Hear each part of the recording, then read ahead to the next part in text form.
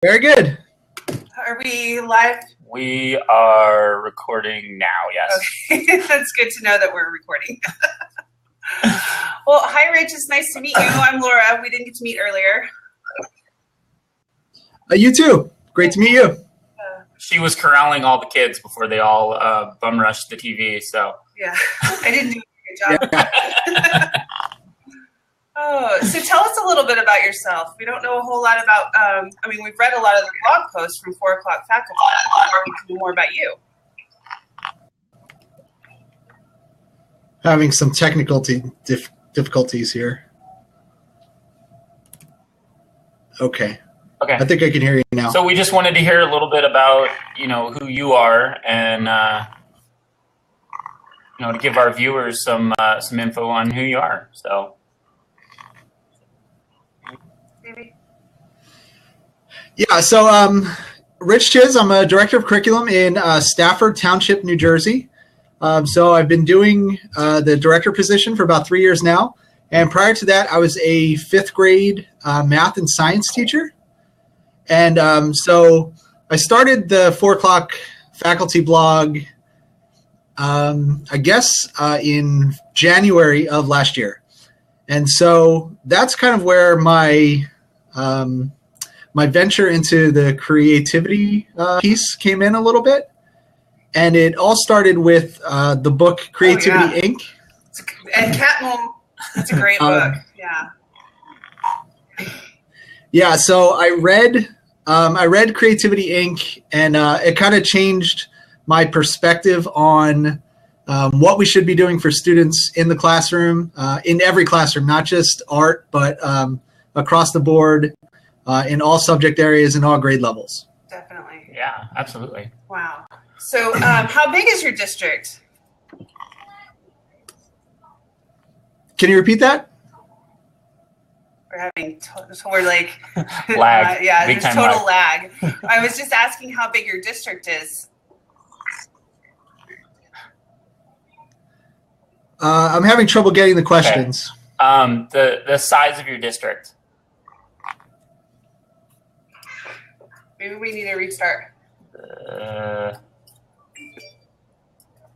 He's typing. Okay. Yeah, so my district is about 2,100 students. We are a pre-K through 6th grade school district. We have 5 buildings, a kindergarten building, a preschool building, 1st and 2nd grade, 3rd and 4th, and 5th and 6th grade. So we have a little different setup than most. But yeah, we're kind of I would say for New Jersey on the smaller to mid-size of most districts in New Jersey. Okay. Do you offer art all grades, or is it elective, or how does that work? So yeah, we do offer arts in all grades. We are fortunate in our 5th and 6th grade building to have what we call our choice programs. And so each of our 5th and 6th grade students has a couple of marking periods of a choice class throughout the year. And they actually get to select a lot of those different ones. So we do have our visual arts person who's doing a choice class. And we also have a very strong performing arts program in the district. So we have a drama teacher in our 5th and 6th grade building who's doing some amazing things with our students in terms of creativity as well. That's great. So what kind of arts integration do you put into the curriculum throughout the K through 6 structure? Yeah, so we're really trying to jump into all kind of creative different things.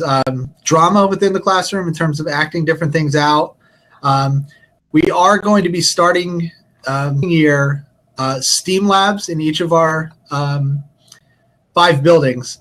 So that's really something where we're trying to bring not only that creativity piece, but also the design thinking piece into our schools, and along with the next generation science standards as well. That's awesome. That's great. Are you familiar with the National Art Education Association?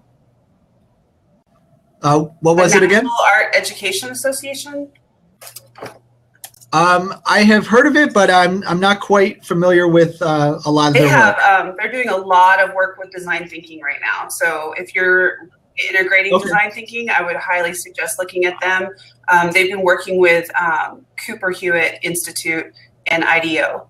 So definitely something to look at. Yeah. Okay. Yeah, it's funny that you mentioned IDEO because I have also read the Creative Confidence book. I'm finishing that one right now. Okay. So yeah, it's every time I have a chance to pick up something on creativity, I try just to get different perspectives on it. And I've always been interested in the creative process. And it actually started with music for me when I was younger, and I was always interested in how bands kind of come up with songs and what their process is for doing that. And so, it kind of jumped from there. And now anytime I have the chance to kind of bring that in, I take it. So go ahead. Oh, I was just going to say, I think that's where I started. I jumped into your 4 o'clock faculty chat one day, and that was definitely something that piqued my interest as far as having you host for us. So I knew it was you were on the same lines as we were. Another artist. Yeah, and go ahead. Go ahead. Sorry. I was going to say, I started to think more about the creative process when I started doing the blog, and just in terms of the way that I write and how I was writing to start, and I've certainly picked up intensity with the blog, and it's just my creative process has kind of grown since I started the website. It's interesting even how the creative process can be different with different forms of art. I struggle tremendously with when we write a blog just once a month, and it's like nails on a chalkboard for us. But if you give me a paintbrush, it's totally different, It's different. Sure. It's interesting to think about that differentiation just within the creative process, even, Go ahead. Well, and I've had a lot of conversations with Trevor Bryan, who I think has hosted the chat before as well. And he's kind of my partner with 4 o'clock faculty.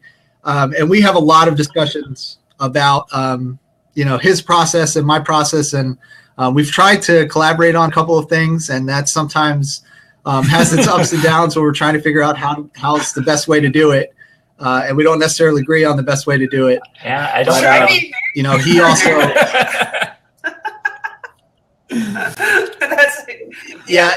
he also kind of challenges my thinking a lot. So yeah, a little bit. Yeah.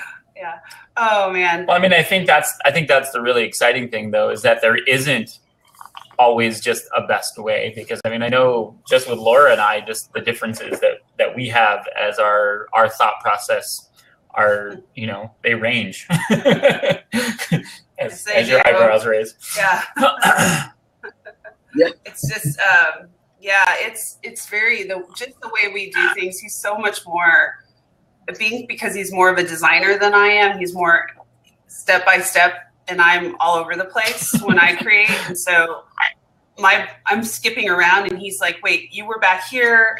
Now we're up here. And you've lost me completely. And I'm like, but this made sense to me, So definitely, it's interesting to watch kids go through the creative process.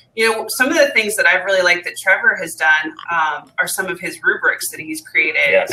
He's written some really great, Right. There's some good stuff out there. Everybody should be checking out Trevor's.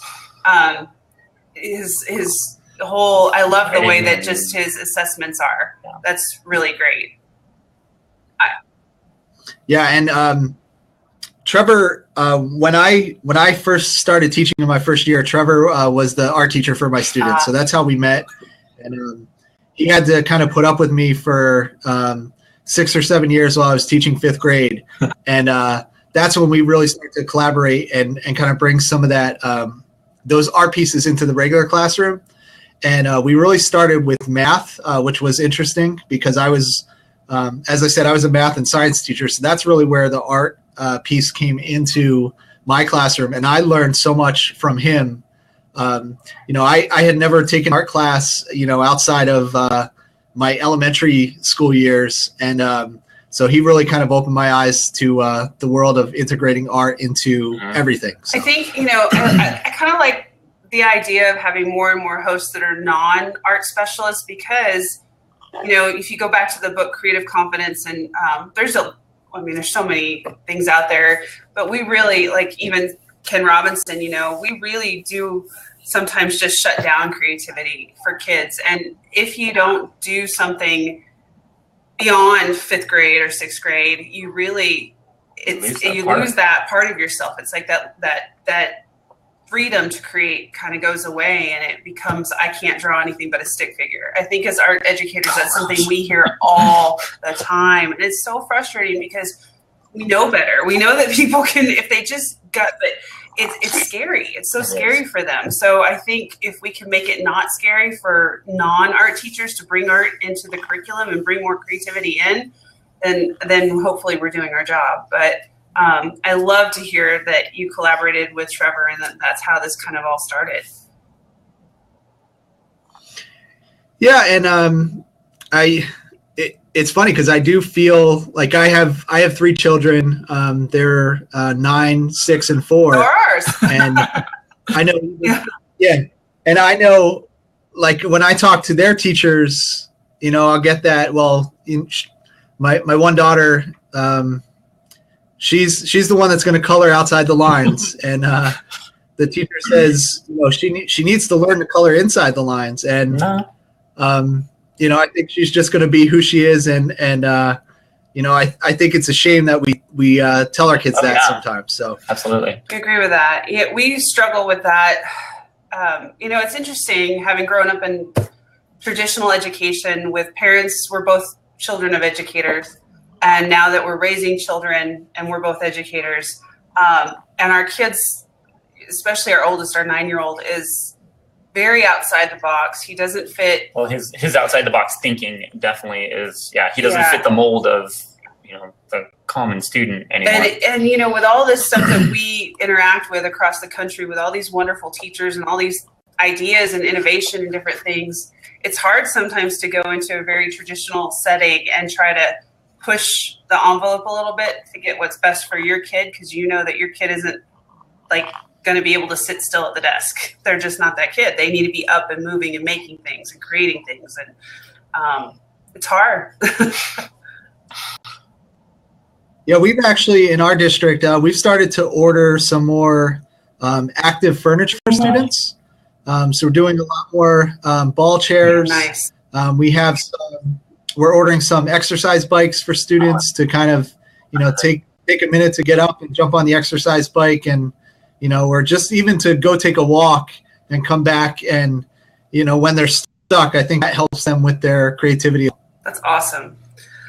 I hate to say this, but it's already 8:30. So, and I'm starting to see people get on there. So I think we have to hop over to Twitter. So, well, thank you, Rich. We really appreciate it. Awesome.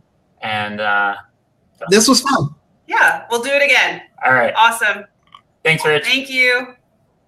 All right. Bye. Thank you, guys. Bye.